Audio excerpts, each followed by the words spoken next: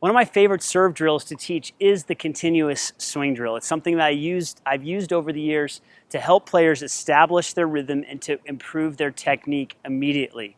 So if I have someone that has compromised technique on the serve, I'm going to add the continuous swing drill to their serve homework routine. Now, what's happening with the continuous swing drill is you're essentially just swinging continuously, working on your balance without using your legs just yet.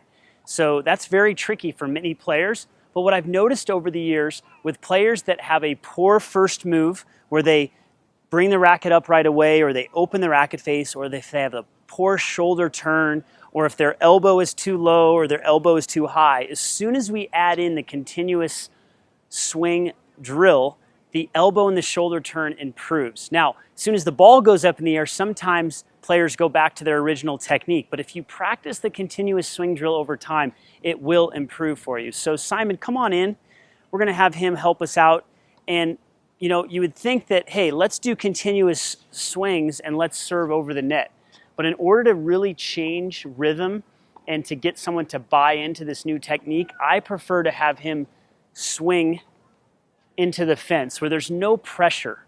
So again, I actually want to break down a bad technique or something that looks bad in the trophy position. So I see players, when they get to their trophy position, a lot of times I see a really low elbow and not a great shoulder turn. And even I'll see the racket open like this.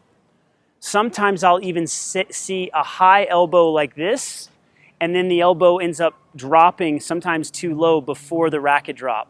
So I see problems like that, but when you add the continuous swing, you're going to find the elbow gets into a much better position right here before the racket drop. And it just happens naturally. I'll do this where I will have a player hit their regular serve, I'll videotape it, we'll watch it on video, and we'll see the poor position that they have with their elbow. And then I'll just have them do continuous swings. I won't tell them anything about the elbow or the shoulder turn, and right away it looks a gazillion times better. So let's go ahead and see some continuous swings. You don't need to hit the ball right now. And notice where the elbow goes. We don't want to pause at the top. Keep it moving. That's excellent.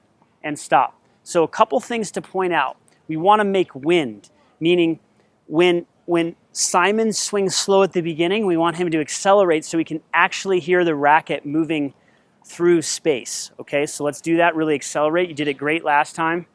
Awesome. Also notice that his knees and his legs aren't really bending. He's keeping them pretty straight, and he's just letting his feet move naturally. This is something that players have a hard time with because they want to use their legs, but I want to teach you how to use your arm first correctly before you use your legs. So notice what happens at the end of the swing here with the balance, okay? Notice what happens with the feet. So no knee bend here. Yes, freeze, good. So we want it to look something like this, but ideally we actually want to get all of the weight off of that back foot, feeling very solid on the front foot. Let's see if Simon can do it here. He's doing very good already. Excellent. All of the weight off of the foot. Now let's go continuous. 2 swings like that. Feel the weight transfer. Excellent. Now this is a lot harder than it looks. When I first work with players, they have a hard time finding this balance. But if you can get this down, then we can add the leg drive. Now what I want is 2 practice swings, and then I want Simon to hit the ball. So he's not going to pause at the top when he tosses it. He's going to keep that swing moving with his 2 practice swings, his 2 continuous swings, and then when he hits the ball. Here we go. 1, 2, he tosses and hits. Excellent. So his back foot came through a little bit. That tells me that he wanted to use his legs. So if he can learn to toss the ball and stay in this position the whole time, it's going to help him with his balance. Okay, let's go again. Excellent. Little less knee bend. Awesome. Another thing that I notice is a lot of players have really high tosses, and that causes a hitch or a pause in the swing. So when you go ahead and you decide to hit the ball, if you feel like you're waiting up here for it, you probably have too high of a toss. So with the continuous swing drill, we want a little lower toss to keep things moving. Okay, once you have this down, then you can turn around and you can start focusing on serving over the net. If you're having a hard time keeping your balance or having the continuous swing work for you, then you'll have to go back to serving against the fence. So let's go ahead and repeat this now. We're not worried about the result as far as where the ball goes. We're focused more on getting this continuous swing to look correct. Here we go. Let me just make a quick little observation here. This foot, because we're rotating, it can actually move this way a little bit. So it's going to be a slightly different stance, but this will allow that foot to lift and this hip to rotate on this drill. Here we go.